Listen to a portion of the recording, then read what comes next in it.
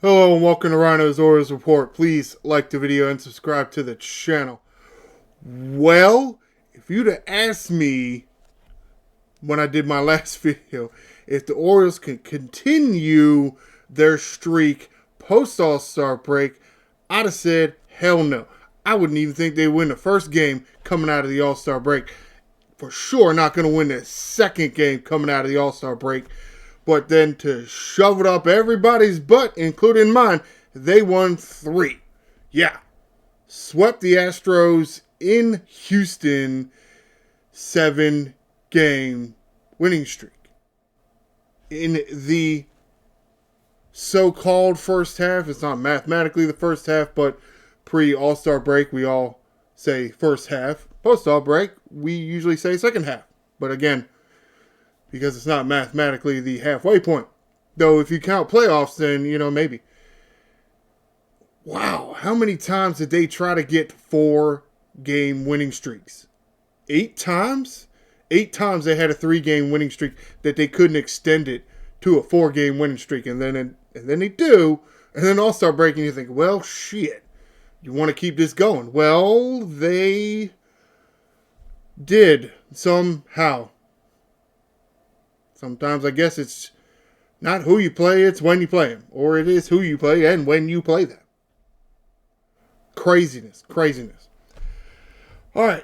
Yes, this is MassonSports.com. I like this more for my background. I probably should be making my own, but not something I'm going to do right now. But I do want to go back to MLB.com because to have a little bit more to work with here in making the video. And I'm adding a step here visually just to show you where I'm going. You come into MLB.com. There's a home page. This is not the home page. But up top here, these are the same. Here's where I'm at. Scores. And this is what I've been talking about. You have your little, again, another little bar up top. And you can move the days around. Sticking with the one here in black is the one day that you're on, and then the gray are the other days. You can move this around. You pick your day, as in, let's say, Friday, and you find the Oriole game. To a certain extent, you're gonna get to the same location, no matter whether you hit watch, box, wrap, story, whatever. Not exactly sure why there's all these options if you're going to go to the same page anyway. But however, I right click on it for the game. And then I move to a different day and do that for the next game. But I've already done that because I don't. Who knows with the internet sometimes. If the pages don't load fast enough, then I'm just sitting here kind of looking at it. This is game 1. Baltimore Orioles 3, Houston Astros 2. Relatively low scoring game. Henderson, lead off, over. Adley Rutschman, 1 hit and a walk. Taylor Ward hit 2 RBIs and a walk. Pete Alonso, over with an RBI and a walk. Sammy Basallo, over. Dylan Beavers, over. 3 strikeouts. Leody Taveras pinch hitting late, over. Colton Cowser, 1 hit. Somebody finally else got a hit. Kobe Mayo with a hit. Look at that. There wasn't even a lefty out there. Because Blaze Alexander not available. Yeah, disappointing about that. Jackson Holiday, 1 hit. Jeremiah Jackson, pinch hitting late. Over with a walk. Excuse me. This is a big glaring number right here. 13, as in 13 total strikeouts. 27 outs. The Orioles struck out 13 times. And somehow still managed to win the game. Again, about when you play some people. The Houston Astros are a decent ball club. They're about at the same point as the Orioles, I guess. Technically, with the 3 losses here to the Orioles, the Astros are moved a little bit below. But they still have Yordan Alvarez, who is a really, really good hitter. If they gave out first half awards, he'd have won the Triple Crown. But maybe that tells you something. That might be all they got. Adley Rutschman with a double. Taylor Ward with the home run. Luckily, those 2 were back-to-back. You got a stolen base by Kobe Mayo. Okay. Picked off Jeremiah Jackson. Yay. Way to give away outs on the base path. It's great. Dean Kramer gets a start in this game. Didn't go very long.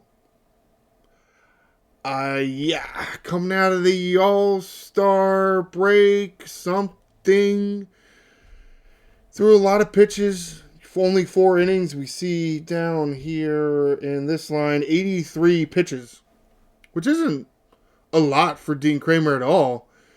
He for sure had enough left in the tank to go one more inning. They just decided not to. Again, partially because you don't know where Kramer's at coming out of the All-Star break and how many pitchers had 3-4 days off. Well, Monday, Tuesday, Wednesday, Thursday. 4 days off. 5 if you count, let's say, Sunday afternoon into Friday afternoon. That's a long layoff. So, wanting to get many relievers in. End up getting 5 relievers in. First one, Nunez out of the pen, throwing 2 innings. Wanted to get some guys in there, but didn't want to wear too many guys out. Maybe, sounds like a thing. Nunez threw 36 pitches. Yeah, that's crazy. Oh, I'm sorry. Kramer's line. 4 innings pitched. Gives up 4 hits, 2 runs, 3 walks, 5 strikeouts. That's not terrible. It's not. It doesn't lead me to believe, oh, he was getting hit around. He was walking a lot of guys. Excuse me. I mean, he had 5 strikeouts. Best guess is he was coming close to being pulled, and you wanted to get several relievers in there. Okay. Well, it worked because Anthony Nunez, 2 full innings pitched, the 5th and 6th. No hits, no runs, 2 walks, no strikeouts. Yeah, I mean, that worked out pretty good. Grant Wolfram, for next man out of the pen, pitching 1 out of the 7th inning. Does give up a hit, but no runs. Walks 2. No strikeouts. Yeah. Sanders. Yeah. Cam Sanders. Remember the last video, at the end of the video, that's the guy I said, oh, they gave the Pirates cash for this pitcher guy. Cam Sanders. Bam. Right here. Well, Aiken. So I mentioned Aiken to the IL, so I'm looking for people to take spots, you know. Cam Sanders, well, if you didn't notice, it was bases are loaded. I'll get to the video. And then here comes Cam Sanders. Thrown right into the fire, big boy. You just got DFA'd by some other team. We gave him cash because that's all he was really worth. He wasn't worth another player, I guess. Here you go. Get us out of this big moment. We're not going to use Kittredge. We're not going to use Wells. We're not going to use Cano. We're not going to use Rico Garcia. We're going to use Cam Sanders. It worked. So the last 2 outs of the 7th inning, Cam Sanders, no hits, no runs, 1 walk. I'm sorry, no walks, 1 strikeout. That's Kittredge had no walks. Had 1 walk. And gets credited for the win because Taylor Ward's home run was in the top of the 8th. Yeah, craziness, ain't it? Yep. Kittredge on for the bottom of the 8th because we're away. 1 full inning pitch for Kittredge. No hits, no runs. 1 walk, 1 strikeout. Tyler Wells in for the save. Pitching a full 9th inning. Does give up a hit, but no runs and a walk. 1 strikeout, though. And you still got the save. Yeah. A little bit hairy as far as closers go, but it worked. Looking at challenges, confirmed.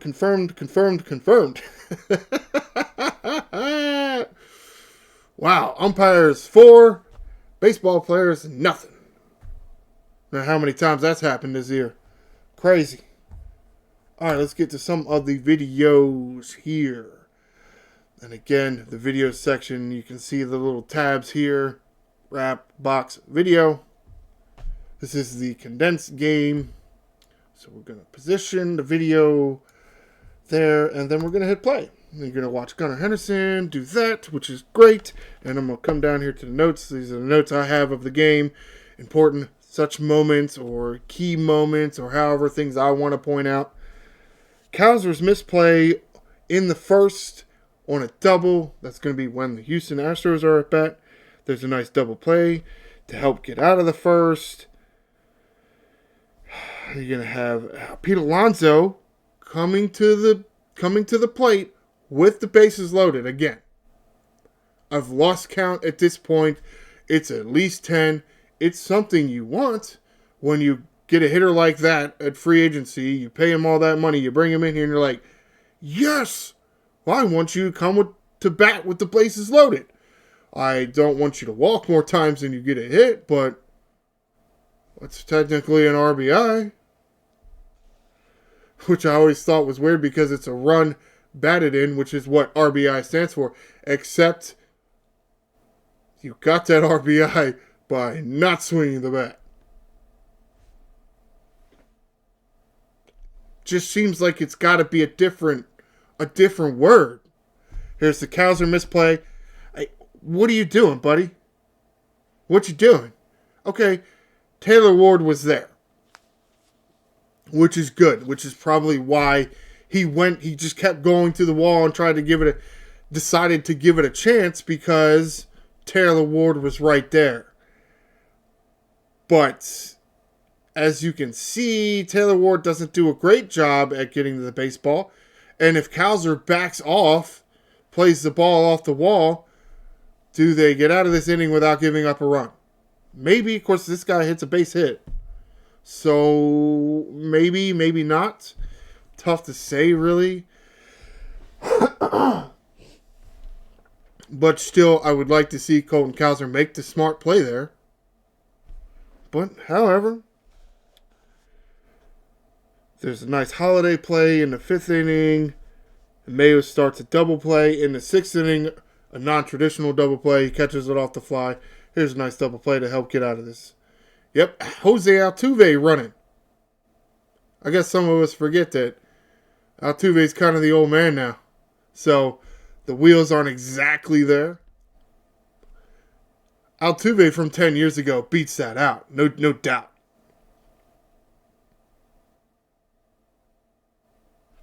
And they challenge this because the guy apparently, it's not even that he comes off, it's the throw is so far up the second base line. He say put a catch hit in, the dude's armpit is right there. Craziness, but however, gotta get out the way you can sometimes. Mayo, nice double play. Sanders, coming in the 7th to get out of the jam. Crazy. All right, that's all for my notes. We're gonna go and follow along on the video here. We're in the 2nd inning.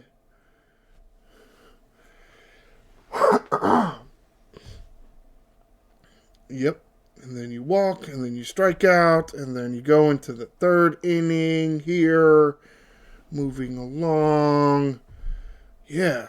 Kobe Mayo hit a base hit off a right-handed pitcher.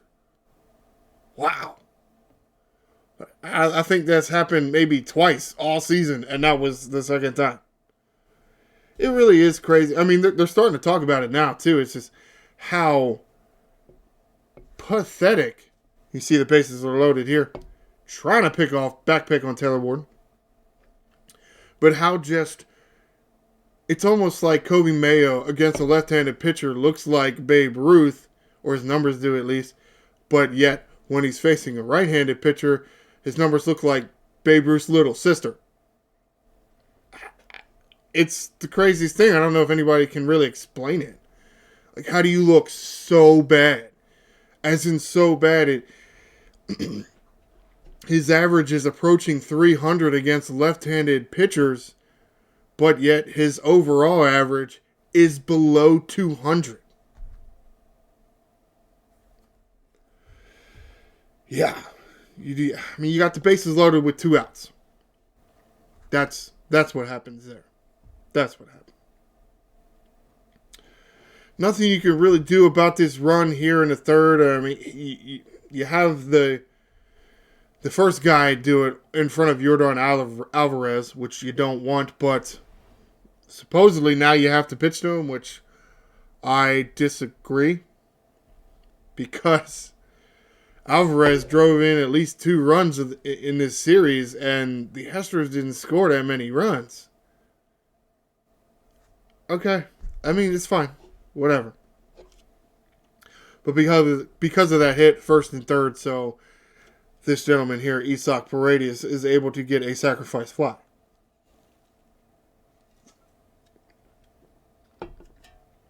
And the Astros are now winning. Yep. Very, very disappointing. Yep, you got first and third here, but 2 outs and Gunnar Henderson at the plate, and just he's in a bit of a funk. I don't know what his problem is. Pressing too hard, not trying too hard. Maybe that's a thing, or maybe he's really just not that good. This is the nice Jackson Holiday play I was talking about. That's not an easy catch, but he makes it look relatively easy. He does. It's a good job there. Finally getting his feet under him in the field, especially after the long layoff with the hamate bone. Here is the 6th inning here, which is... I'm sorry. Okay, the Mayo play is after this. Let's speed this up. We don't need to watch these guys getting out. I mean, nothing happens. Excuse me. Nothing happens. Not sure why that was in there. Yeah. Pete Alonso trying to run over the umpire. Serves him right. Get out of the way. Fool. Punk. So that guy walks, and then here's Kobe Mayo catching the ball, firing to second base. Wandering too far off second base, guy. Kobe Mayo got you. How about that? And I think that's always something that we need to realize is Kobe Mayo will flash in the field. He really will. I mean, especially his arm. He's got a very good arm. Umpire almost getting in the way of that one. But it's got to stay accurate, and he's got to field the ball. It's like, it would be nice if Gunnar Henderson and Kobe Mayo could smoosh together and become one person. Here's Cam Sanders coming in with the bases loaded, getting out of a big, huge jam. Because I feel like Kobe Mayo throws really well, but sometimes Gunnar Henderson just does not. Feel like Kobe Mayo crushes left-handed pitching. Not that Gunnar Henderson can't handle it, but he's definitely not as good at lefties as he is righties. Not that he's really doing much of anything now. Here's the Adley Rutschman double. And we know what's happening next. Yep, Taylor Ward's home run. You guessed it. Because I told you they happened back-to-back, remember? About 10 minutes ago. Alrighty then. Let's get to the home run. We see it. It's a double. It's, bounced right up to that guy. Here's Taylor Ward. Yeah, I mean, it definitely looked like he was trying to hit a home run on that pitch, which does sound weird, but sometimes that happens. So there you go. Orioles are winning 3-2. Oh, look, that's the final score. How about that? So that's about it for this game. Here comes Tyler Wells in for the 9th inning. A pretty good play by Gunnar Henderson there to stop the ball. And it's not that was a bad throw. It's really not. Just didn't really have a chance to get the guy. I mean, he made a great sliding stop and a nice throw. Just couldn't get the guy because he was that fast. But at the same time, why even throw the ball? It's up for debate. If you know you're not going to get the guy, there's no point in throwing the baseball. Here's Yordan Alvarez popping up for the second out. Then there's no point throwing it because if the ball goes wide of the first baseman, where's that runner going to end up? You take something that should have been a single into something more than that. Tyler Wells gets out of his own jam. Good job. There's the win. All right, let's get to game 2. Baltimore Orioles 4, Houston Astros 2. Final in 11 innings. Adley Rutschman, no hits but a walk. Gunnar Henderson in the 2-hole. Okay. Ofer with 3 strikeouts. I don't think that one worked. Taylor Ward, Ofer with a walk. Pete Alonso, Ofer with 2 walks. Sammy Basayo, Ofer with a walk and 3 strikeouts. How did they score 4 runs? Dylan Beavers, 2 hits and an RBI. Tyler O'Neill hit and an RBI. It's weird that the guy that has 2 hits in this run is the one you pinch hit for, and it was actually a smart decision because Tyler O'Neill came through twice in this game. And without Tyler O'Neill, do the Orioles win? That's a tough one. Hit an RBI for Tyler O'Neill. Colton Cowser, Ofer. Kobe Mayo pinch hitting late. Ofer. Leody Taveras going into play center field because Mayo doesn't play outfield. Hit and an RBI for Taveras. Encarnacion Strand. Yes, Christian Encarnacion Strand. That is who the Orioles chose to replace Blaze Alexander. Who is that guy? I don't know. Never heard of him.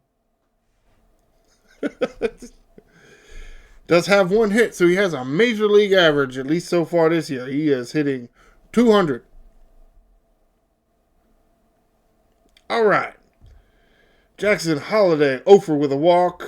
Jeremiah Jackson, pinch hitting late. Ofer with an RBI, or technically he has an RBI, does not have an at-bat. All right. Okay. Dylan Beavers with a double. The only extra base hit by the Orioles. And Yordan Alvarez, a double for the Astros. Only 2 extra base hits in this entire game. But yet there were 6 runs scored. That's strange for this day in Major League Baseball. It is. But gotta get runs whenever you can get them, I guess. Yeah. Jeremiah Jackson is credited with a sacrifice. Stolen bases, Pete Alonso. Yep. Errors, Encarnacion Strand. Yep, that's his whole last name. Fielding error, Gunnar Henderson throwing error. You got a 1 here, as in for 1 error by Encarnacion Strand. 11 errors by Gunnar Henderson this year. I'm sorry, but that ain't going to cut it. That ain't going to cut it from your franchise shortstop, Mr. I got Scott Boras as my agent. That ain't going to cut it, buddy. That ain't going to cut it. Trevor Rogers with the start in this game, going 6 1/3 of an inning. Giving up 7 hits, 1 run, 1 walk, 8 strikeouts. I don't know. Why was he such trash earlier in the season, but now, at this point in the season, he looks like an ace again? Yeah. I think the fastball is ticked up about 1 mile an hour. I think that has something to do with it. Also, there's just this thing going on where you don't want to say personal catcher, but it does seem like Samuel Basayo and Trevor Rogers just got this bromance going on. And when they're forming the battery, home plate and the pitching mound kind of looks like a minus sign, and a home plate, it kind of looks like you could fit a plus sign in it. Battery. They just, Trevor Rogers has performances like this. Does that mean that Samuel Basayo is a better catcher than Adley Rutschman? Does it mean Adley Rutschman is not a good game caller? Well, Rogers has one of the doojabobs on his glove, so he can call things in the ABS. So, I don't know that it's about calling the game. I mean, if it's not about calling a game, then what the hell could it be? The targets, that is probably, that, I mean, that would have to be what it is. The target that Basayo presents is better for Trevor Rogers, because if Trevor Rogers is calling his own pitches, how many pitches did Rogers throw? 99. Yeah, so he had to get him out of there in the 7th inning. Rico Garcia chosen to do that. Pitching the final 2 outs of the 7th inning. No hits, no runs, 1 walk, no strikeouts. But, yeah, you'll see that, that run score is actually charged to Rogers, because you can see right here in the 7th inning, the Astros get their run. One of their runs. So, it's Garcia letting a runner in. But 7 innings with only 1 run by your pitching staff, you can't ask for a whole lot more. We'll see it in the video. Yennier Cano in for the 8th inning. No hits, no runs, no walks, no strikeouts. Tyler Wells in for the 9th inning again. No hits, no runs, 1 strikeout, no walks. Andrew Kittredge on for the 10th inning. Does give up 2 hits and 1 run. Not an earned run. Remember, because it's the extra runner out there. It's not charged to the pitcher. No walks, no strikeouts. And then Cam Sanders in for his first save with the Orioles. Oh, and spoiler alert, congratulations, Cam Sanders. Congratulations on getting your first Orioles win on one night, helping us win that ball game. And then the next day, in an extra inning affair, getting us a save. Go back down to AAA. Yeah. Crazy. All right, let's look at some ABS stuff. Remember, the last one was umpires 4, players nothing. Not the same in this game. 1, 2, 3, 4, 5. 5 overturns, 2 confirms. So it's umpires 2, players 5. Okay. Oh, did I say Sanders' line? Pitching the full 11th inning, no hits, no runs, no walks, 1 strikeout. Getting his save. Jordan Alvarez did get walked 1 time intentionally in this game. Yes, something that they, in my opinion, need to do a little bit more of. Especially when there's really only that one guy going for a team offensively. All right, let's get to the video. We're going to press play. You're going to watch Adley Rutschman in his first at-bat, strike out. And I will talk about my notes. Gunnar Henderson in the field, the bottom of the first. Nice double play. What do I got? 2nd and 3rd. And no outs in the 4th inning for the Orioles. So the top of the 4th inning.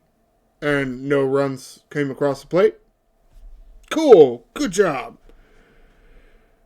Gunnar Henderson does not run in the 5th. As in drop 3rd strike. And Gunnar just kind of stands there. I don't know, man. I don't know. Suicide squeeze in the 7th by the Astros. Yeah, not a whole lot you could do there. If you got a fast enough guy and they get the bunt down in the right spot, there's not anything you can do. The only thing you really could do is keep an eye on the runner at 3rd base and maybe try to keep him closer. Other than that, there's not a whole lot you can do.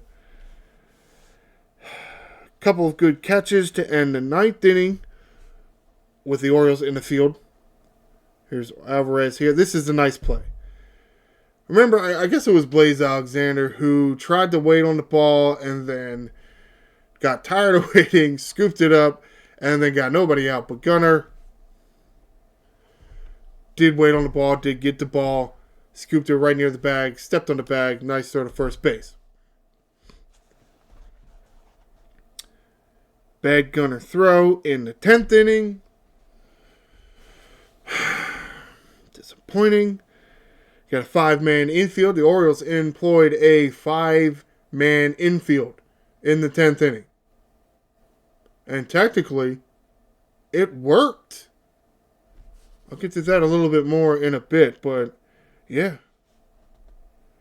And then to get out of the 10th inning, was it the 10th or the 11th? Yeah, the 10th inning. Kittredge was a nice play, bounding off the mound, barehanding the ball and throwing to first base. O'Neill hustle in the 11th, the top of the 11th, to help score some runs. And then the new guy gets a save. There's Encarnacion Strand there. They may not have they may not have shown his error. Though, oddly enough, I don't think the errors really came into play, which is odd, but definitely had 4 errors in this series by the Orioles, and none of them significantly impacted the games, which is, it's a little bit of luck. It's a little bit of luck. But sometimes you got to get a little bit lucky. Where the hell are we? We're in the 3rd. Oh, that's a Rutschman walk. Yeah. No, this is not where they get 2nd and 3rd. But that's, Gunnar Henderson just not doing anything at the plate.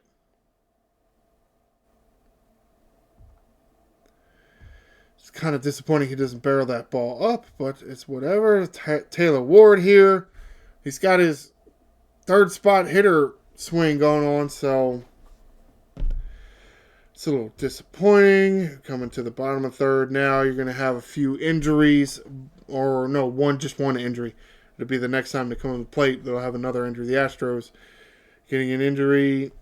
It didn't seem like Mr. Jeremy Pena did anything as far as fouling a ball off him, or he didn't get hit with the ball. It's like he just swings and, ow, something hurts. So there's freak accidents. You turn when you're swinging a bat and you hurt something. All right, so let's fast forward here. Rogers getting out of the inning. Yeah.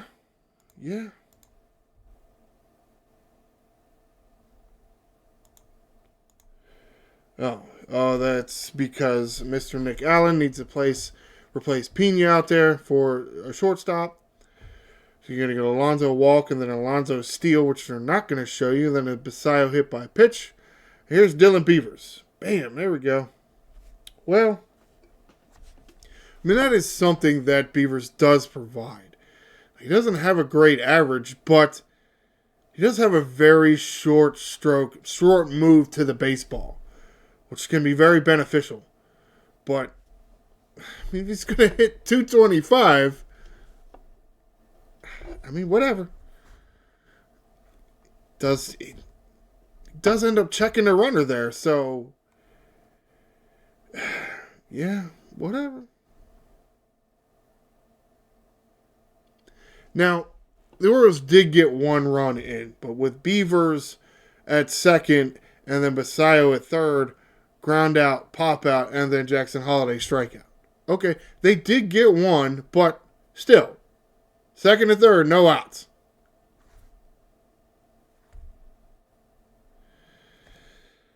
Fourth, you're going to see Trevor Rogers is still dealing.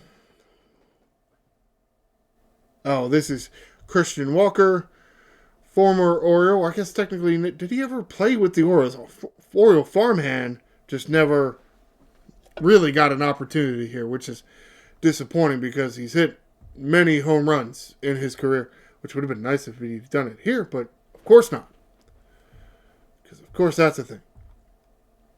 Alright, fielding error. Yeah, there is a fielding error here coming up by...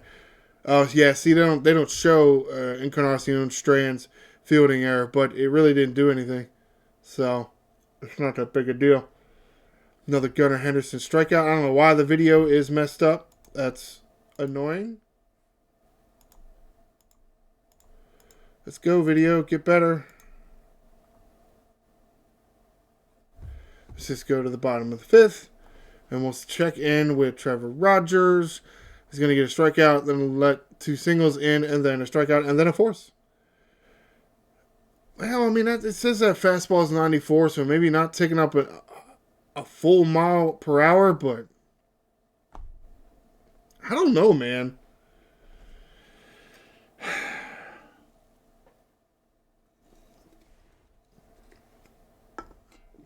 To a certain extent, I really don't know why Trevor Rogers gets the outs he does, especially with that fastball. Now, that is a good sweeper. So there's that. I mean, if he can hide the ball well, if he's got decent tunneling, then that does make his fastball a little bit better.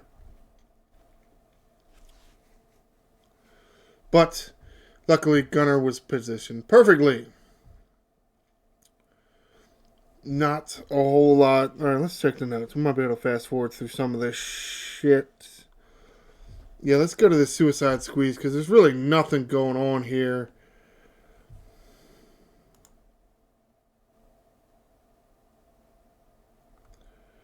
So that is a hit in the bottom of the 7th. You have back-to-back singles, so you get first and third. You take Rico Garcia out. So Rico Garcia coming in with first and third. Let's go, video. Be a little better. No. No. No. Okay, be blurry. Stupid thing. Suicide squeeze. He might have been able to get the guy at home plate, but there's a better look at it here. That's a tough one. It's tough. Because the catcher is going to catch it on the first base side and then have to swing all the way around to the third base side to catch to tag the runner. So smart play to get the out at first. Because then that Encarnacion Strand play there was the final out of the inning. So instead of having a runner score, or you got to decide what you want to do, try to pay attention to that runner, or throw to first base. You throw to first base, you get out of the inning. All right, coming in here to the 9th inning. Yep, the Orioles are getting struck out. Good job. Yeah, cool. Tyler Wells out here. Gonna be cut. I mean, I didn't note this, but kind of a weird play here by Gunnar. He is able to snag the ball off the dirt. I do really wish the video would be a little bit better, but it's not. Oh, I did highlight that as somewhat of a nice catch to get out of the 9th inning. Here's going to be a Taylor Ward catch in the foul territory. Right here at this point over here. Reaches in there over the little fan. Good thing it was a kid and not a grown man because it might have actually caused a collision. But, you know, if somebody's 6 foot tall and then somebody else is 4 foot tall. Yeah, a little bit of fan interference there. A little bit. But Taylor Ward was able to catch it, so not really. Where are we at? We're here in the 10th here. Here's Jeremiah Jackson with a bunt. He gets the runner in. So there's his sacrifice. Yep, suicide squeeze. 2 suicide squeezes in one baseball game. That is not something that you've seen or heard of in a long time. Here we go to the bottom of the 10th. You got Alvarez up. Yep, you already got first and third because of a Nick Allen single. So this Alvarez double, ground rule double here, which luck.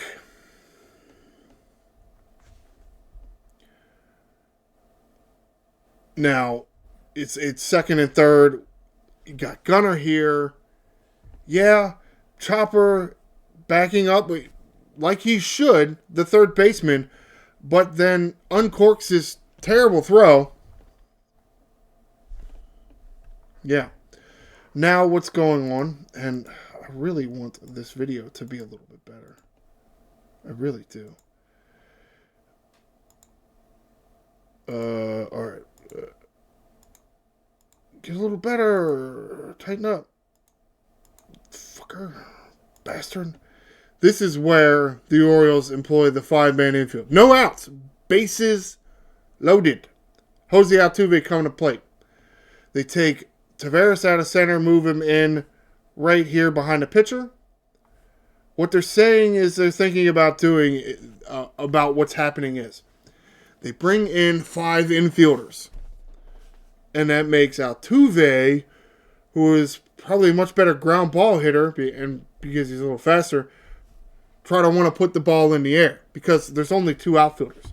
You got Ward over here left. You got Tyler O'Neill, left center, and you got Tyler O'Neill over here in right center. It forces Altuve to try to get a fly ball. Well, he does. Here's Tyler O'Neill. You can't tell because of the sun. He's ranging over here, and he does his flip throw somersault thing, and here's the ball. Bam! A little bit up the line. A little up the line.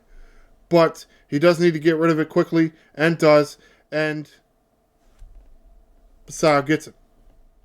Now here is Kittredge bounding off the mound. Bunt. Gotta make the throw, or they win. So 3 suicide squeeze attempts in one game. 2 worked. That one did not. Crazy. Crazy. Here's the 11th inning. You get the Orioles at the plate. Basallo's going down swinging. You got a first and a third. Gunnar Henderson on second base. You want to make a note of that. Gunnar Henderson ain't slow. Gunnar Henderson ain't slow. Everybody on the infield should know this. Here's Tyler O'Neill. Look at this ball. Look at how slow that's going. Beats it out. Where do you think Gunnar Henderson is? Yeah, Gunnar Henderson came all the way around the score. There's 2 outs. So O'Neill hustling down the line, beating that throw out. That's huge. That's huge. Because otherwise, you go on to the 12th inning. And then now Taveras with first and second. And here comes Taylor Ward. There you go. There you go. I feel like that is just not something that would have gone the Orioles' way at other points in the season. The 5 infielders. Yeah. Oh, I think I missed the Gunnar Henderson not running. That's right. Where the hell was that? I skipped through that, didn't I? Oh, well. I mean, just like I said, it was a drop third strike and Gunnar just didn't run. I didn't swing. It shouldn't be a strike. Oh, well, dude. Yeah. So, at this point, this is 6 straight wins. 6. Let's take a look at the 7th straight win for the Orioles. Baltimore Orioles 5, Houston Astros 2. Gunnar Henderson hitting RBI. Finally does something from the leadoff spot. That's what I'm saying. It's just the strangest thing. It's like he has ADD or ADHD or something. He can't do anything unless he's a leadoff hitter. Taylor Ward, 0 with 2 walks. I mean, I'll take that. Dylan Beavers in the 3-hole. Because Adley Rutschman not playing. 2 hits for Dylan Beavers. Pete Alonso, 0 with a walk. Samuel Basallo, 0 for 1 because, yeah, he couldn't finish the game. Luckily, Sam Huff is on the roster. Thank you, Cam Sanders, but we need 3 catchers. 0 with a walk for Sam Huff. The battle of the Sams behind the plate. Leody Taveras hitting 2 RBIs and a walk. Colt Kowser 0 with a walk. Kobe Mayo 2 hits and an RBI. Jackson Holliday 0 with a walk. Kobe Mayo all the way up to 198. Like just barely above the Mendoza line. Double by Beavers. Home run by Mayo. Opposite field home run too. Stolen bases by Beavers, Alonso, Henderson, and Kowser. Damn. Caught stealing by Beavers. Fielding error, Colton Kowser. Yeah, throwing error, Rico Garcia. Yay. Brandon Young with the start in this game. This dude's even a bigger shock. I don't know. I can't really say that it's a shock to me. And we'll see about next year. And yeah, I'm talking about next year already. But I thought, after what I saw from Brandon Young last year, that at some point through his career, Brandon Young's career, he would be a very capable, if not even higher than that, starting pitcher. I saw that he had the ability to do that because I saw his two-seamer and it looked pretty good to me. But he added a splitter, made some tweaks with it, and he's 8-2.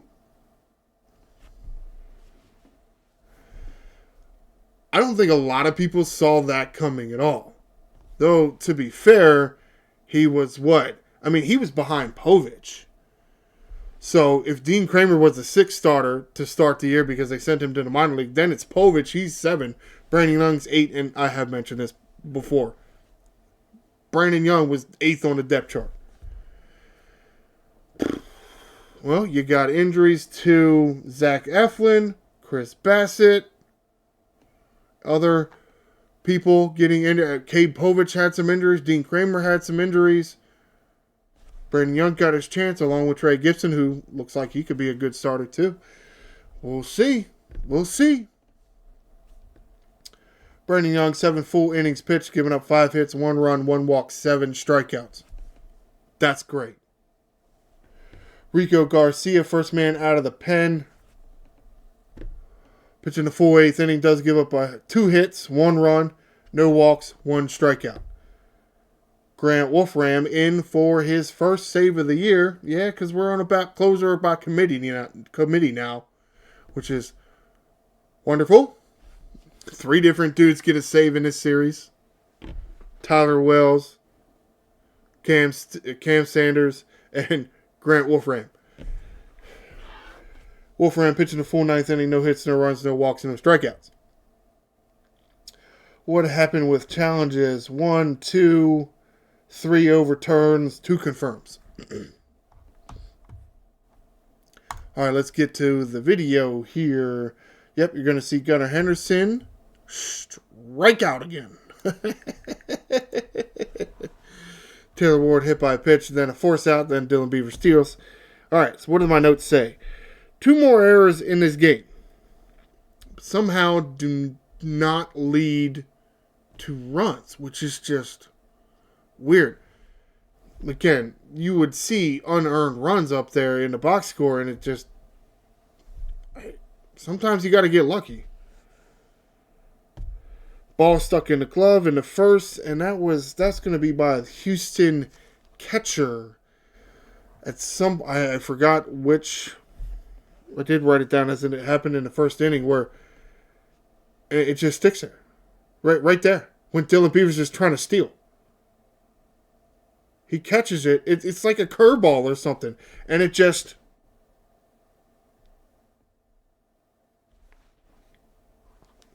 shit happens, man. Luckily it didn't cost him. Well, luckily for the Astros. Unlucky for us. I mean, you got Beavers to score. I mean, not to score, but to get to second base. But who cares? He didn't score, so yeah. All right, I got to open the other can here. I should have done it before, but I didn't. All right, what else here for the notes? Kick save in the first.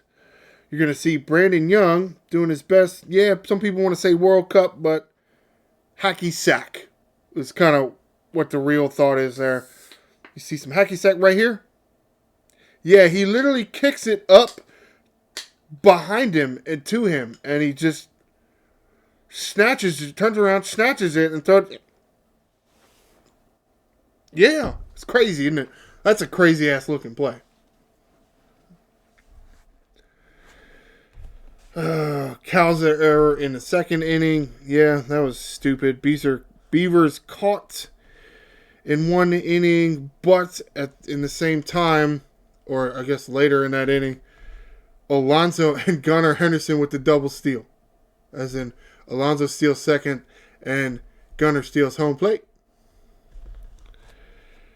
You pitch to Alvarez in the third. I don't think that's a good idea. Tavares comes through with the bases loaded. Mayo homer off a lefty. Opposite field home run. All right, where are we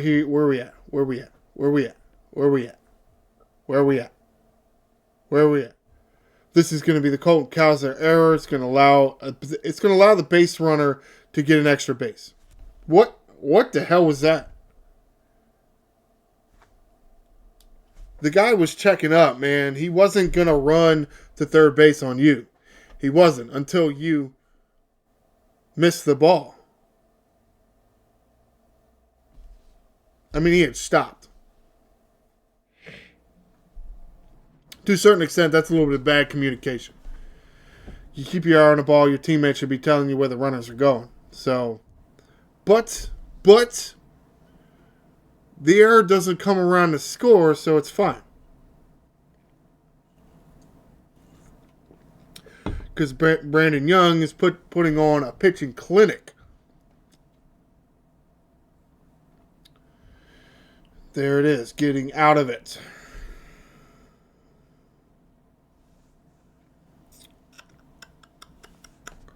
Cows are error. Where does Beavers have all that crap? It's Jackson Holiday moving up on a wild pitch. Here is Henderson finally getting a base hit, and it's a good thing because Holiday on second. So it means we get a run out of it. Yay! Woohoo! Excuse me. So yeah, you're gonna get Gunnar on first, and then we're gonna move along. We're gonna get a Dylan Beavers single. Yeah, like the second baseman's moving to cover the bag at second base, and the ball's hit right behind him. Crazy. Well, hit and run, man. Sometimes it works out really well for you. Now you're going to get here, Beavers at first. This is where Beavers tries to steal, and it does not work. Oh, they don't show. Oh, it happened during the Alonso at bat. That's right. And he is out.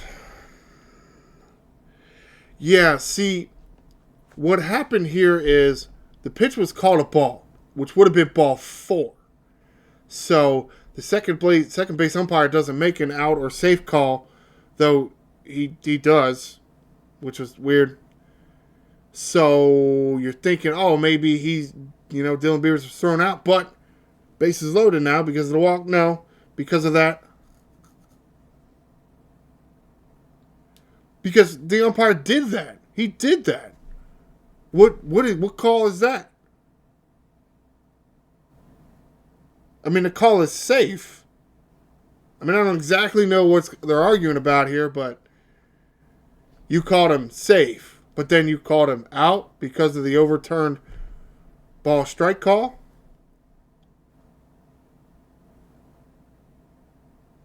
I mean, he taps his helmet in the right amount of time because that is the rule.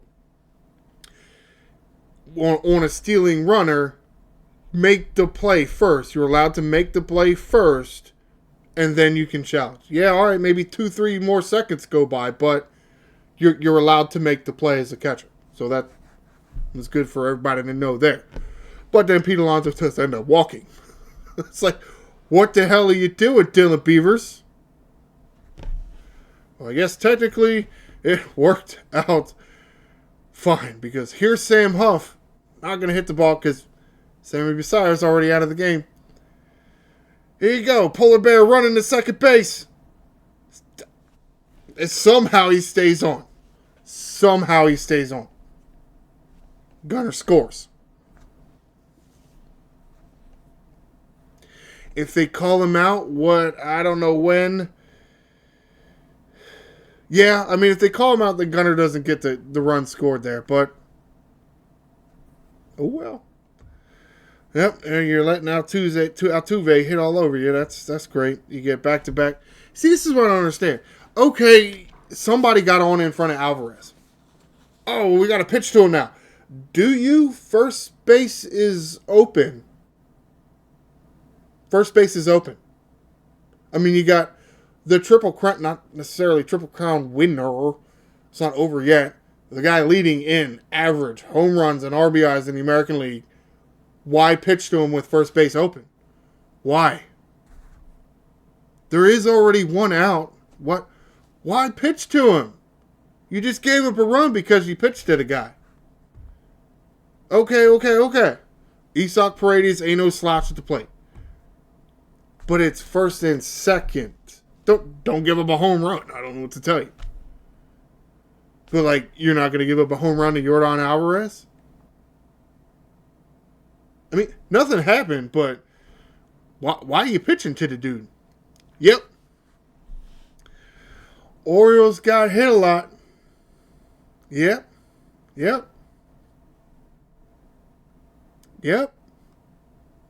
Uh-huh. I don't know.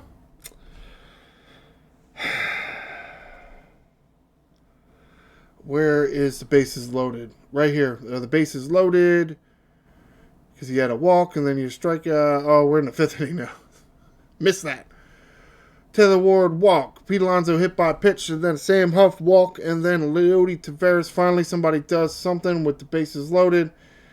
It still seems like the Orioles have loaded the bases a lot. It really has.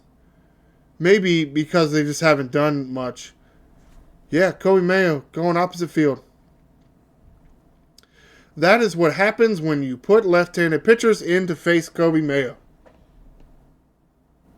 I'm telling you, the guys like Babe Ruth when facing a left-handed pitcher, and Babe Ruth's little sister when facing a right-handed pitcher. I can't explain it. I cannot explain it. I'm not sure many people really can. They're talking about how great Brandon Young is. He had a real nice performance. Congratulations to him. Oh, he's also from the area, so his family was all in attendance. And this is where he had that perfect game going in real late in the game, and then Ramon Arias, after the trade deadline, Ramon Arias broke it up. All right, so here comes... Oh, it's not going to let me scroll down any further. Rico Garcia, giving up a home run to Jose Altuve. Luckily, only a solo shot. You're okay with it. I mean, it's 5-1, so it's not a huge deal. Or it's 5-2 now. So it's not a huge deal. It's really not, because it does allow you to get a third different guy a save in the game, the series. Here's Grant Wolfram. Pop up back to the plate. Yep. I don't know. Yeah, that's not something I would have ever thought would have happened, where it would have been 3 different guys. Surprising that you couldn't line up Wells or Kittredge. You went with Wolfram there because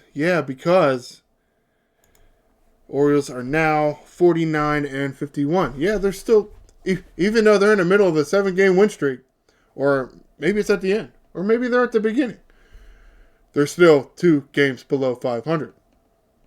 Yep. All right, let's take this back to MASNsports.com, and we're going to get to some articles. Yeah, a lot of moves, a lot of injury updates and so a week off. This first article written by Rock Kabatko. The headline kind of says it all. It was the worst case for Keegan Aiken. Tommy John surgery. His season is over. And because we're more than halfway through the season, at least the start of next year is in jeopardy for Keegan Aiken. He's a relief pitcher, so he doesn't need to build his arm up as much as a starter, but it'll be a little harder for him. It will still be hard for him to make the team be ready for opening day next year. Disappointing. Other article here, also by Rock Kabatko, officially puts Blaze Alexander on the injured list, and these moves don't really happen simultaneously. Like, putting somebody on the injured list is one move in itself. Calling somebody up because you have an open roster spot is also a separate move. It's just one for one, really, and to a certain extent, how we keep track of, or how me really keeping track of the roster. Blaze Alexander officially goes on the IL, and then Christian Encarnacion Strand coming up as an infielder. Okay, because they have zero confidence in Kobe Mayo's long-term ability defensively to play third base. They don't think don't want Jackson Holliday to play third base or Jeremiah Jackson to play third base. Which you understand why, but at some point, if Encarnacion isn't hitting more, you gotta find a way to get Jackson Holliday or Jeremiah Jackson sometime at third base. But we'll see moving forward. Next article here. When Cam Sanders was traded for, he went right down to AAA. This one here, which I didn't even realize that Rickey had gone away, which actually, a little bit of cleanup from last video. That article I read where it said Aiken to the IL and then Cam Sanders traded for, it didn't say that Rickey was optioned, which I guess I'm doing math here and I'm thinking, wait a minute, why? Or I guess they brought Rickey up when Aiken went out, so now they're sending Rickey away and putting Cam Sanders in the bullpen, which worked out very nicely. It's just, damn, are y'all ever going to have a true lefty in his bullpen? Yes, Wolfram is left-handed, but he's not one of those left-handed pitchers that just shuts down left-handed hitters. The Orioles do not have that in the bullpen, which is disappointing. But apparently, they don't seem to care. But again, to reiterate, Cam Sanders brought up to the Major League Club. Nick Rickey sent down. Nick Rickey can't get no breaks. This article also by Rock Kubatko. Big news. At the same time, the Orioles are signing all their draft picks. Yeah, and they drafted a kid out of high school and actually signed him. So that's good. You drafted the guy. If the high school guy decides to go to college, then that 4th or 5th or where were they, 7th round draft pick or 7th pick in the first round of the draft turns into what? The 35th pick in next year's draft. It's a little risky drafting high school players. Kyle Bradish getting a 5-year extension. He's still, beyond this year, he still had 2 more years under club control, so it's kind of shocking, but at the same time, he's a starting pitcher pitching well. So, by the time those 2 years are done, what's his price going to be? As of right now, according to sources and Rockabaku here in this article, the numbers we're getting is a 5-year deal for $90 million, which is about $18 million a year, which is cheaper than Chris Bassett. Is he giving as much to the Orioles as Chris Bassett is? Yes. So far, anyway. Seems kind of worth it, doesn't it? It does. All right, next article here, also by Rock Kubatko, talking about Cam Sanders being sent down, Sam Huff being activated to the roster. Now, pitcher for position player. Can they do that? Yes, they can do that. The rule with the 26-man roster is at most you can have 13 pitchers. If you choose to, you can have 12 pitchers and 14 position players. And that is, at least at the time of Sunday's game, that is how the Orioles have chosen to do things. Now, got a game coming up in a couple hours. I don't know if they're going to make a move. Talk about that at some time. I'm getting to the point of end of my show, so we'll talk about that later, I guess. Last article here from Rock Kubatko. Also, I guess you get some of this information from some of the post-game shows, from a Craig Albernaz interview, talking about Rutschman and Basayo. Rutschman, the words they're using is wrist discomfort. Words they're using with Samuel Basayo is shoulder discomfort. Yep. That's why I tell you 3 catchers. You use Basayo and Rutschman that much. 3 catchers. I don't want to hear any other bullshit. Nothing. 3 catchers on your roster. But go ahead. Do whatever the hell you want. Because you've won so many playoff games in the Mike Elias era. Alright, let's get to the schedule. Wrap this shit up and get out of here. Yeah, look at all these green little W's. Wow, it's been a long time. I feel like it's been a long time since I've seen that many in a row for this team. You know what the shitty thing about this is? They're going up to Boston to play the Red Sox for 3 games. They're on a 13-game winning streak. Damn. Yes, today, Monday, starting a 3-game set with the Boston Red Sox up there in Boston. Monday, tonight's game scheduled 7:10. Tuesday's game scheduled 7:10.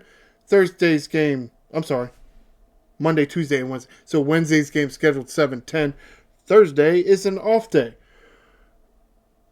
Shit. Do I want to? No, I would rather do that. I'd rather do it Friday. I have something else I want to do Thursday.